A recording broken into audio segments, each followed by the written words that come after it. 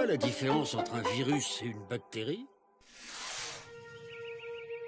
Qui veut de cet excellent yaourt patiemment fabriqué par nos amis les bactéries? Des bactéries dans le yaourt? Bah non merci. Mais mon cher Léo, il n'y a pas de yaourt sans bactéries, ni de fromage, ni de Léo non plus. Ah bon? Pourtant les bactéries c'est des sortes de virus, non? Ça donne des maladies. Mais Léo, pourtant savoir que... Au fait, professeur, c'est quoi exactement la différence entre un virus et une bactérie?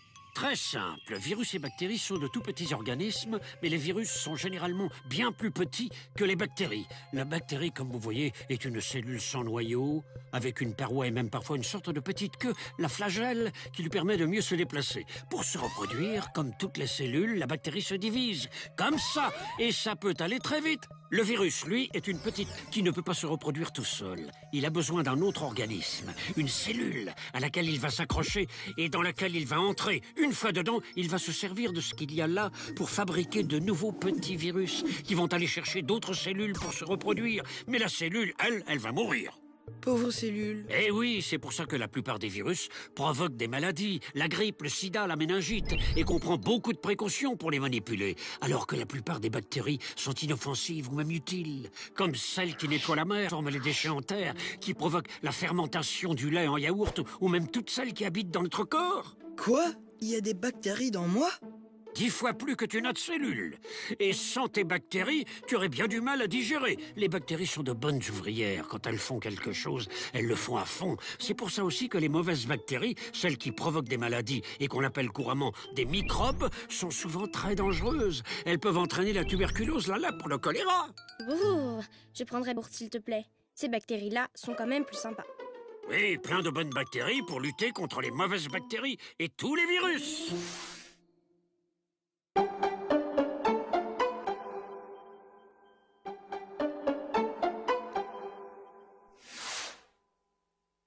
On dirait un jeu vidéo sur la guerre dans les galaxies. Ce n'est pas un jeu vidéo, Léo, ce ne sont pas des galaxies, mais des cellules. Mais tu as raison de parler de guerre, car dans le cas du sida, les cellules et les virus se livrent une guerre sans merci. Mais c'est quoi en fait le sida? Le sida, c'est une maladie très particulière et qui fait 2 millions de morts par an. Ce sont surtout l'Afrique noire et l'Asie du Sud qui sont touchés. Dans le sud de l'Afrique, environ un quart des gens sont séropositifs. Séro quoi? Séropositifs, ça veut dire qu'ils sont infectés par le virus du sida et qu'ils auront un jour le sida. Pourquoi il est si fort ce virus? C'est un virus qui attaque seulement certaines cellules de notre corps, les lymphocytes.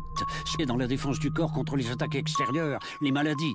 Il attaque ces lymphocytes, les tue et en les tuant, il se multiplie et part attaquer d'autres lymphocytes. Il ne provoque pas directement la maladie, mais il détruit peu à peu les défenses du corps. Alors quelques années après avoir été infecté, on devient malade du sida. Quand le corps n'a plus assez de défense, il peut attraper toutes les maladies qui passent et on meurt. Mais il n'y a pas de vaccin contre le sida? Non, c'est un virus si compliqué qu'il est très difficile de trouver un vaccin. Pour l'instant, on a juste des médicaments qui ralentissent son travail. Et surtout, on a fait comprendre aux gens que le plus simple était de ne pas se faire affecter. Et comme le virus se transmet essentiellement lors des relations sexuelles, il a fallu que les hommes changent leurs habitudes, utilisent des préservatifs. Des quoi? Des préservatifs, c'est une enveloppe en caoutchouc très souple qui s'adapte au sexe des hommes et protège contre toute contamination quand on fait l'amour. Grâce à cela, l'épidémie ne progresse plus dans les pays riches, mais elle continue là où il n'y a pas assez d'argent pour soigner ceux qui sont infectés. Je sais ce qu'il me reste à faire. Devenir un grand chercheur et trouver le vaccin contre le sida. Ah ah, vu ton jeune âge, j'espère qu'on l'aura trouvé avant. Oh.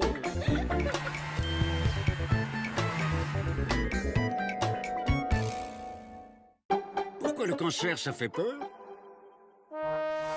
Et donc, nous avions dit 2 kilos de tomates, 3 concombres, 2 salades, 2 aubergines, 6 courgettes, 3 poivrons, une botte de carottes, 2 kilos de pêche. Tout ça? Mais tu vas te... Mais c'est le minimum si on veut bien manger et en plus se protéger du cancer. Le cancer? Ouh, il y a l'oncle d'une copine qui est morte du cancer l'an dernier. Quel cancer? le cancer du poumon, je crois. Il fumait beaucoup. Oui, le cancer du poumon est l'un des plus dangereux et des plus répandus. Chez l'homme, les cancers les plus répandus sont ceux de la prostate, du poumon et du rectum. Chez la femme, ce sont ceux du sein, du rectum et de l'utérus, mais tous ne sont pas mortels. Par exemple, la plupart des femmes atteintes d'un cancer du sein n'en meurent pas. Cela dépend aussi de l'âge. Plus on est soigné tôt et plus on est jeune, plus on a de chances de s'en sortir. Mais c'est quoi exactement le cancer?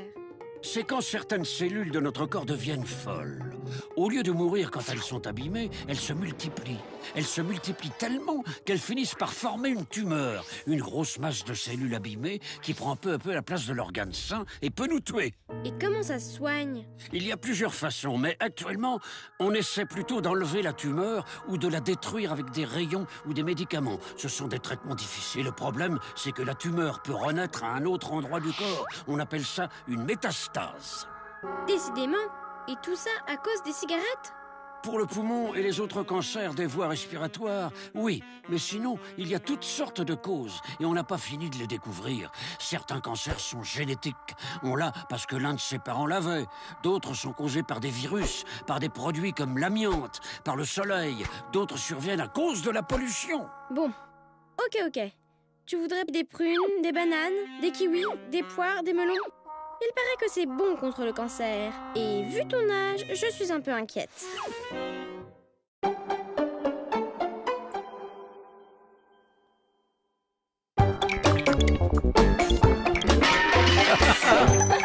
Oh.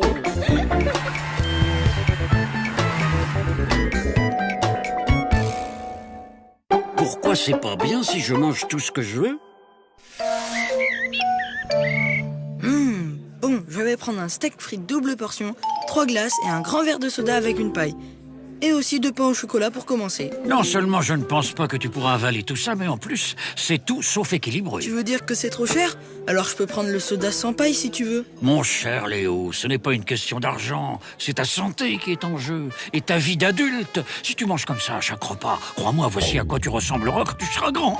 Non seulement gros, mais beaucoup plus malade que les autres. Oh, tu crois? Oui, je crois. Regarde un peu ce que tu voudrais manger. Beaucoup trop de graisse et beaucoup trop de sucre. Tout ce sucre pourrait te servir à courir un 100 mètres, mais toutes ces graisses t'empêcheraient d'aller au-delà de 20 mètres. As-tu sport cet après-midi? Non, je pensais plutôt regarder la télé. Eh bien, dans ce cas, tu peux être sûr que ton corps va mal réagir. Toute cette énergie ne va pas pouvoir se dépenser et ça va donner un Léo un peu gros. Bon, alors qu'une seule glace et pas de pain au chocolat. C'est déjà mieux, mais il faudrait aussi varier un peu tout ça, car il ne me semble pas que je vois de fruits ni de légumes, à part ces pommes de terre frites, beaucoup trop frites, ni de produits laitiers, et pas de féculents non plus. Mais dans 2 heures, tu auras déjà faim. Bah oui, j'ai beau manger, j'ai toujours faim. Il faut que tu manges équilibré. Regarde, beaucoup de fruits et légumes pour avoir des bons sucres et de la bonne énergie. Pas mal de féculents, pain, riz, pâtes, pour tenir jusqu'au prochain repas. Une bonne dose de produits laitiers, tant que tu es jeune pour grandir comme il faut. Un peu de viande et de poisson pour avoir de bons muscles et le minimum de sucreries, parce que c'est difficile de résister. Mais alors, on peut pas manger tout ce qu'on veut? Il suffit juste que tu t'habitues à manger comme ça et ton corps trouvera ça tellement bien que tu n'auras même plus envie de manger comme avant. Un petit effort pour commencer, beaucoup plus de plaisir et beaucoup moins de problèmes ensuite. Regarde-moi, je me porte comme un charme et pourtant je suis vieux, très très vieux.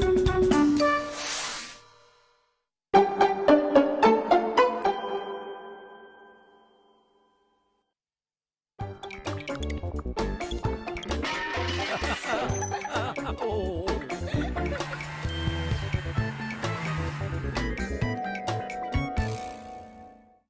C'est quoi la boulimie?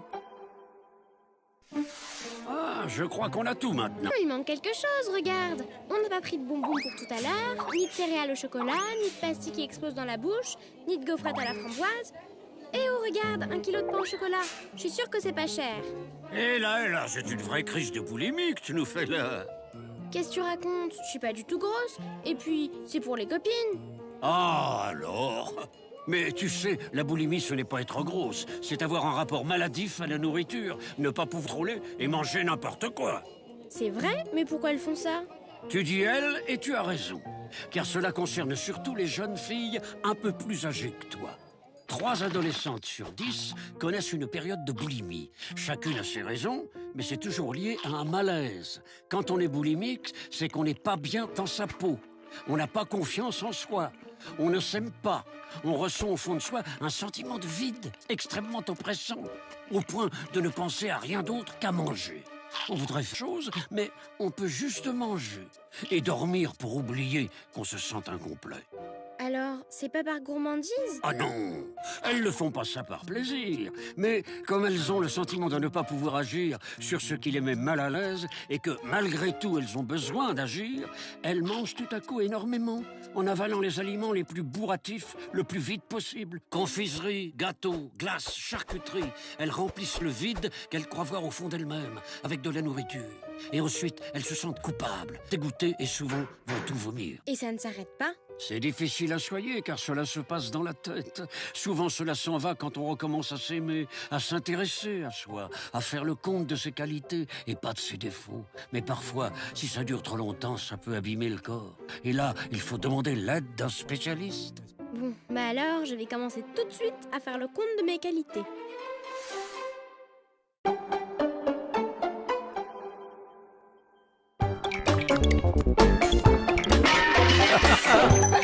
Oh.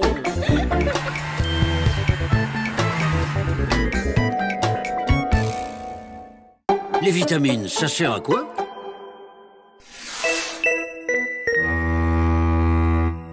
Nous disons alors 37 bactéries, 2 oreillers. Salut professeur Gamberge. Je venais voir si par hasard j'aurais pas laissé ici mon lecteur MP3 hier. Je le retrouve plus. Et là, tu ne sens plus debout. On dirait que tu manques de vitamines. De vitamines? Quelle vitamine? Ah oui, vitamine. Sais-tu ce que c'est une vitamine? Ben, ça doit être un truc qui donne la forme, puisque c'est quand je suis fatiguée que ma mère me dit toujours « On dirait que tu manques de vitamines. » Elle n'a pas tort. Les vitamines, c'est une série de substances qu'on trouve surtout dans ce qu'on mange. Et grâce à ces vitamines, ton corps va pouvoir mieux faire tout ce qu'il a à faire. Tiens, justement, il faut que je me remonte avec quelque chose à manger. Allons voir ce qu'il y a dans le frigo. Je prendrais bien de ces abricots. Dans l'abricot, il y a de la vitamine A. Une vitamine qui t'aide à grandir, te donne une jolie peau et te permet d'avoir une meilleure vue. Excellent! J'en prends 3. Ah, moi aussi. Ce n'est pas l'heure, je pense, mais si tu prenais de ce poisson, tu aurais aussi de la vitamine D. Très utile pour les enfants car elle permet d'avoir des os bien solides. Et si tu n'aimes pas le poisson, tu peux toujours la fabriquer toi-même en passant un peu de temps au soleil. Trop pratique! Je peux prendre aussi des cerises? Mais bien sûr, cela te donnera de la vitamine C et t'aidera à lutter contre les maladies. La vitamine C n'est pas comme la vitamine A et D. Tu ne peux pas la stocker dans ton corps. Il faut donc en absorber une certaine quantité chaque jour. C'est pour ça qu'on vous dit de manger des fruits et des légumes tous les jours pour être en bonne santé. Bon alors, si c'est pour ma santé... Il ne faut pas non plus en prendre trop. Par exemple, si tu prends trop de vitamine C, ton corps qui ne la stocke pas va te donner quelques problèmes de digestion. Le plus simple, c'est d'avoir une alimentation équilibrée. Cela permet d'absorber toutes les vitamines dont on a besoin. Il faut que j'y aille. Et j'ai toujours pas trouvé mon lecteur MP3. Manque de vitamine B9, excellente pour la mémoire. Petits pois, lentilles, épinards, le voilà.